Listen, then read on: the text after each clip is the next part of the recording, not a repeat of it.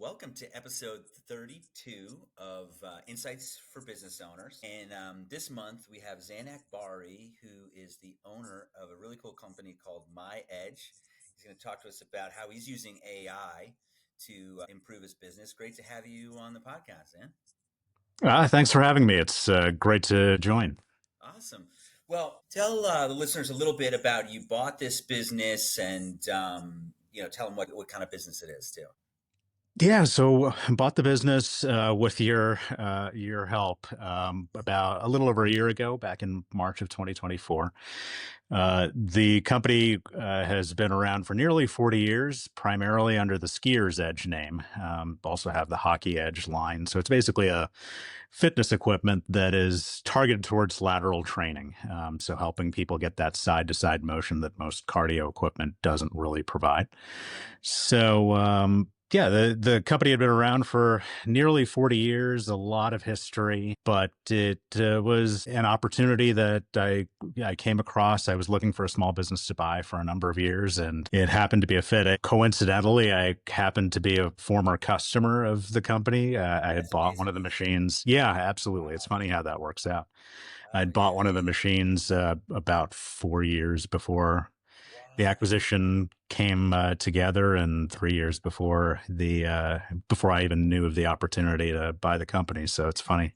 I didn't realize that aspect. That's really neat. Yeah, it's really neat when you have a personal connection like that. Well, one of the things I've been really impressed with is how you're using technology and AI tools since you've taken over the business, and maybe you can give us some insights into that. And I think some of these ideas will be really applicable to anyone, really. So, yeah, how are you using AI right now? Yeah, it's been hugely helpful in a number of ways. So, one of the things that's been our focus, really, since I came aboard, is just trying to use technology to the greatest extent that we can to save time and to really bring on expertise where we need it as Yeah, well.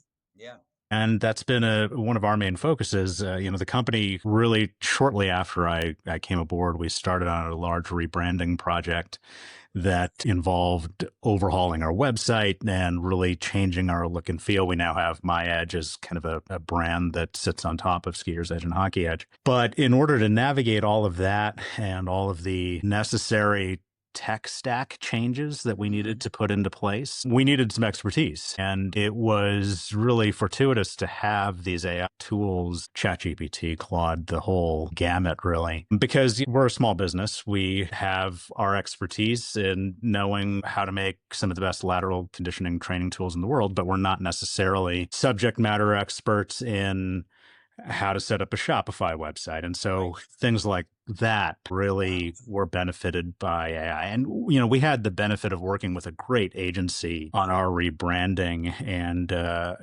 our website launch. And the head of Quandary, the agency that we worked with, was great about really helping us navigate the world of AI and how that can be used from a marketing standpoint too. Wow. Wow. Um, So, it's wow. Yeah, so even just like project managing this whole rebrand, you can use AI for something like that. I mean, it sounds like. Yeah, it was definitely helpful. And then also just on the particulars of branding too, just in terms of trying to understand how things would be perceived, different ways of saying different things also. And so, Wow.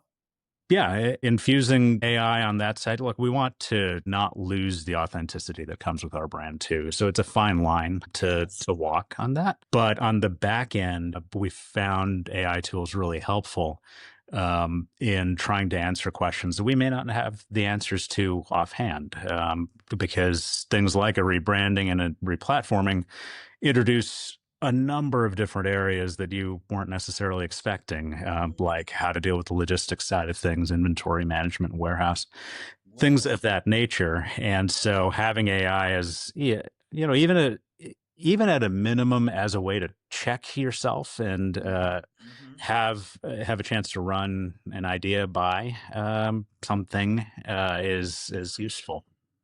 So do you have you created all these, I guess, are they GPTs or of like you kind of program, tell it, okay, take on, kind of the identity of this sort of customer and we're going to bounce marketing ideas off you? Like, is it down to that granularity?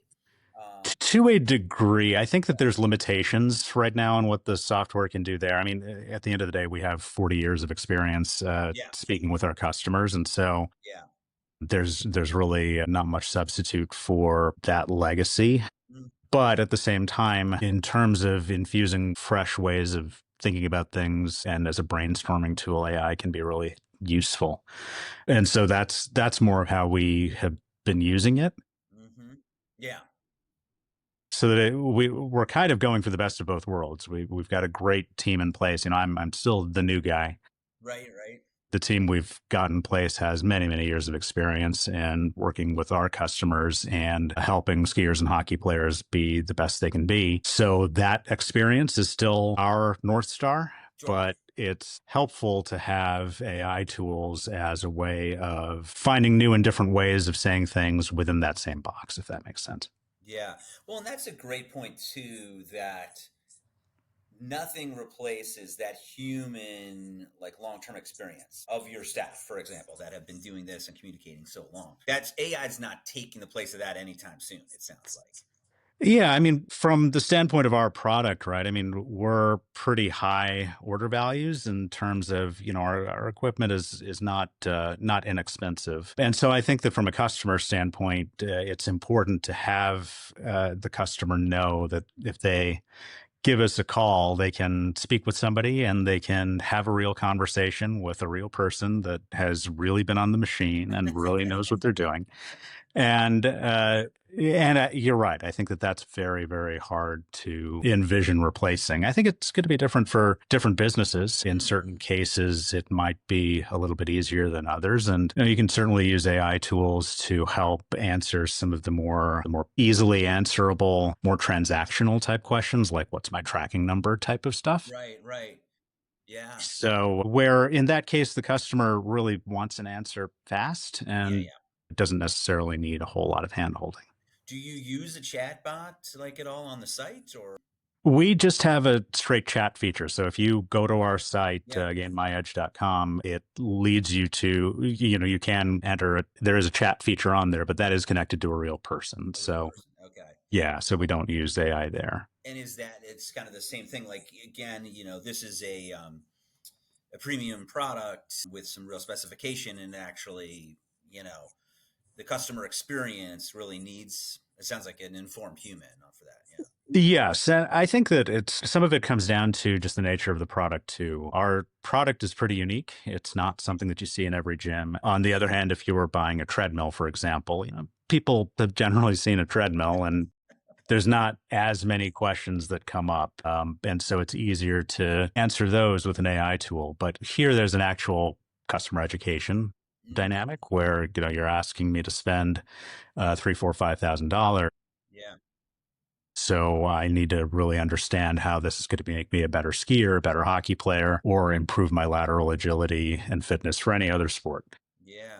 That I think is a different standard. And so I think that, you know, this whole, you know, I try to keep up with all of what's going on in the AI related news. And Yeah. I think that it's just overly simplistic. All of this conversation about AI is either going to take over everything or it's going to take over nothing. I Right. think the reality is somewhere in between Yeah. Yeah. where it's just going to depend on the situation.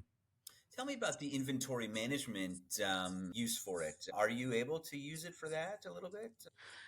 A little bit. We've Yeah. been trying to at least make ourselves a little bit more AI friendly on that sense so that we Hmm. can start to use the tools for sales forecasting and things Oh, of that wow. nature. Right now, part of that is just laying the groundwork for future efforts on that side of things. So I mentioned that we launched a new website fairly recently. That was back in November.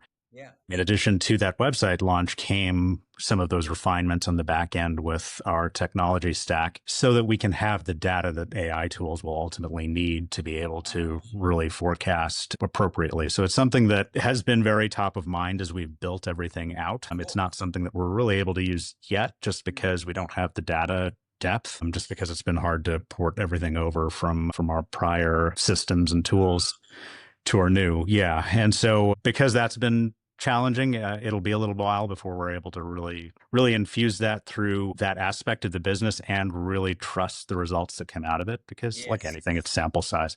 Yeah. So, so yeah, that That's very interesting. That yeah, you need enough data for it to be useful. And how do you know when you have enough? Like, how do you know when the AI is going to have like a data set that will work, or will it just tell you? Like, can you ask it? Like, I don't know. I've never tried that. it's a fair point. I bet you could ask it Wow. because at the end of the day, it comes down to statistical significance, I think, Yeah. to some extent. But how you define that even is hard, right? Certain of our products sell in greater volume than others, for example. And so, over what percentage of the overall catalog do you need to have statistical significance for it to make sense? And I think the reality of it is that the way you do it is that it's the thing we like to throw around the office with respect to AI in all aspects of the business is that it's like a really, really good intern. You're not going to Yeah. give the Yeah. Yeah. Yeah. intern the Yeah. keys to the kingdom. But at the same time, you want to give the intern the work that needs to be done and that where a first pass can be really helpful. And so I think that there'll come a time where we implement the AI tools and then we're just pretty intense on the oversight of it. Yeah. Yeah. Yeah. And we trade basically those time savings for the accuracy. And then, Yeah. eventually that trade-off becomes less stark. That's beautifully described. I think that's right. You're saving time. It's sort of rough initial draft, but it definitely saves time, and then it should get better and save even more time. Like we'll need less oversight. Do you think that it affects labor and employment? Like, would you have had to hire for this, or could you have not really even, you know, like afforded to? I don't know. Like, have you thought about that? Or Yeah, I think that in certain aspects, it has been a bit of a saver in that sense, but it's on project type work. Like, yeah, for yeah, example, moving our inventory management system from a really old system to something more current that is Shopify yeah, yeah. compatible and native and things like that. That's something where you wouldn't hire anybody full time No, onto your no, no. staff for, but it's somebody where a case where you would hire a contractor. Right, right. And the reality of it is that if we weren't able to do that with an AI tool, it probably just wouldn't have been done. We just would have lost that history or lost access to it. So it was able to help with that conversion, take the data Yeah. from old like website or whatever and port it over, like all the history. Yeah, I mean, from our inventory management and order processing software that we Wow. used, I mean, there's a wrapper on top of it, like a user interface and things like that were really hard to use and understand. Yeah. Especially for me, I don't have a tech background, Yeah, yeah. but I found out that on the back end, it's an SQL or Oh, SQL SQL. Yeah, yeah. database. Yeah, and so which I don't know either. I don't know. Yeah, I mean, you're right. I'm And saying SQL. so, I mean, I've heard of it, yeah, exactly, but like I'm exactly. like pretending like I really know what that is. Yeah. But the beauty of it is that that's such a widespread database architecture that for an AI tool, that's a slam dunk use case. And so Oh, I was really? just able to get it to do the command generation and things like that. And you iterate, and it takes a Right, few right, right. trials to get it right. And but eventually, I got something usable out of it that worked, and it saved the company probably 5 figures getting Awesome. everything taken care of. Well, and I think it's interesting because I agree with you on that, and I'll say for my business too, it's saving me having to hire contractors for some specific projects. Like actually, and I don't know if you've used it on the sort of cash flow forecasting side of stuff, but we've hired out for that, and truthfully, it's been very, very slow. In fact, we're still waiting for, Yeah. and then, Claude spit something out very well immediately, actually. Yeah. But, so I fed 10 years of P&L into it. And I said, can you do a cash flow forecast?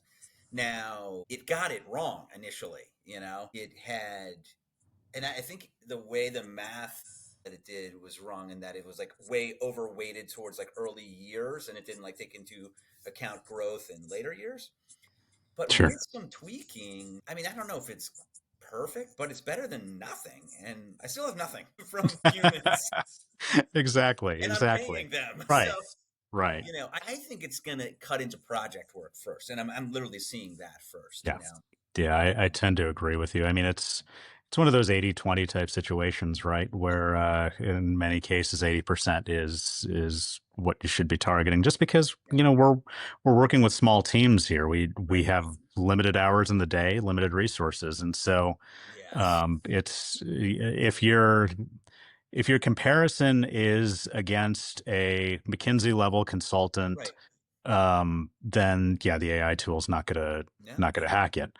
But if your comparison is against literally the work not getting done because you Yes. don't have the time or the resources, then absolutely, it's better than what your alternative is.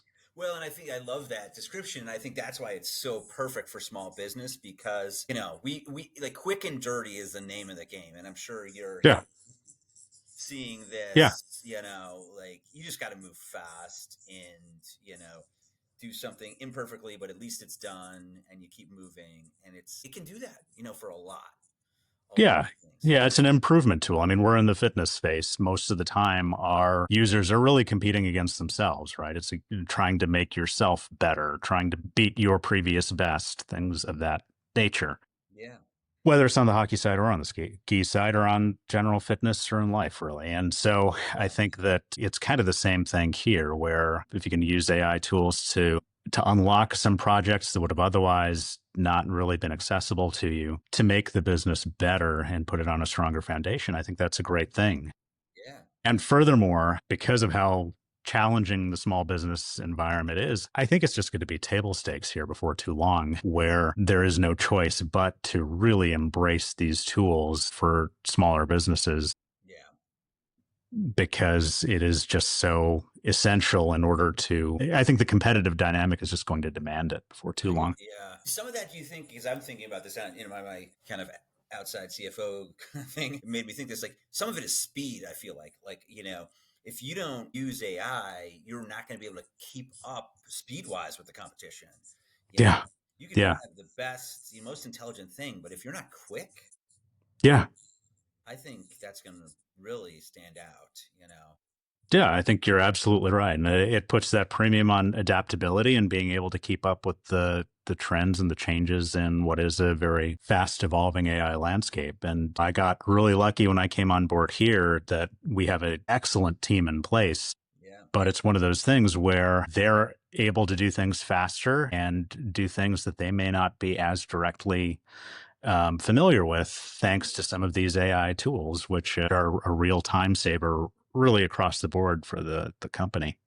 Yeah. Two questions along that line. I mean, and it kind of just thinking of this from this perspective for your workforce in a small business, like how important is it that they're kind of open to learning these things and working on these things? I imagine that's important. Sounds like very important. Oh yeah, yeah. I think it really is that adaptability and willingness to change and embrace the new tools that are out there. I think is huge. And fortunately, our team is fully on board with that. And even once you get past the whole notion of okay, AI versus no AI, then you delve into the world of Claude versus ChatGPT versus Gemini versus whatever else is out there. Yeah. And that set of targets is moving Oh, weekly, at best weekly. And well, so yeah. Yeah. I got having that something. adaptability. I got something from Claude a day or two ago. It can create apps now. And Yeah. I was like noodling around with that today. And then, I mean, I don't know. I mean, part of it is, do you run into this problem? I'm like, wow, this is so cool. And I was like, what app should I create? I don't know. Like, you know, Right. I mean, Right.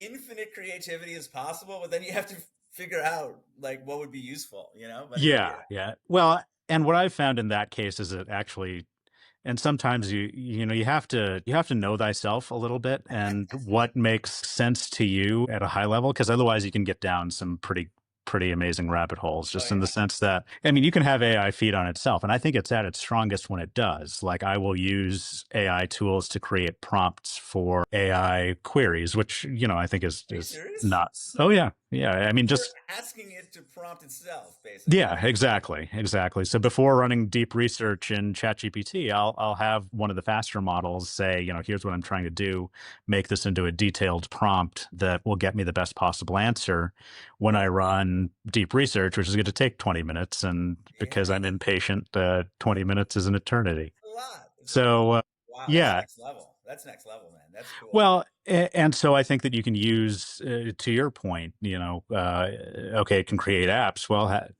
ask it to what you should create and what makes the most sense, and Well, then that's a great idea. That's what I start should have going done. Yeah. down that path. But again, you have to know yourself, because otherwise you're starting to down rabbit holes that may not be um, may not be what you want to do financially, may not be what you want to do personally too. So, Time wise, yeah. No, I right. think that's right. Like, there's so much available at our fingertips now, but you have to make sure you're still using your time the most efficiently. And Yeah.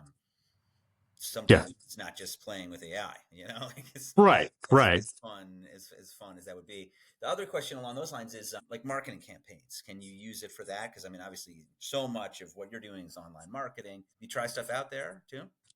Yeah, I think the overall campaign architecture, yes, absolutely. I mean, just in terms of ideas and brainstorming, Hmm. we if we want to do a theme, for example, for one particular month, have ChatGPT or Claude spit out 10 different ideas and 15 different ideas, 50 different ideas, and then talk those over as a team and see what makes sense, and then narrow the list down and then push it to more detail on the things that we like the most. And sometimes those ideas spur other ideas from the team itself, and so That's cool. you can kind of use it as a brainstorming accelerant Do you on the marketing literally side. sit around with your team on laptops and it's open, like Claude is open, and you are testing stuff during the meeting? Like, is it literally almost like a team member that way in real time?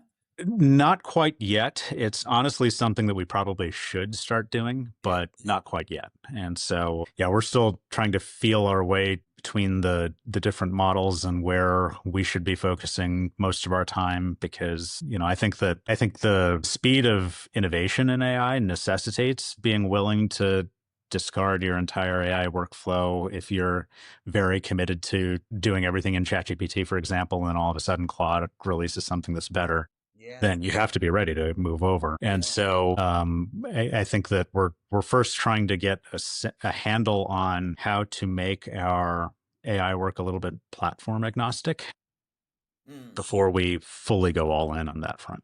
makes sense. Yeah. Well, Zan, this has been really fascinating. I've learned a lot. I'm gonna, take a bunch of these ideas. I love that you ask AI for prompts for AI. I mean, that's like incredible. That's sort of mind. Yeah, well, I mean, that has been a big unlock, and a lot of the podcast world has been helpful in just trying to pick through ideas on that front. But I'm really interested in the cash flow forecasting stuff that you're doing too. I mean, Oh, just thanks.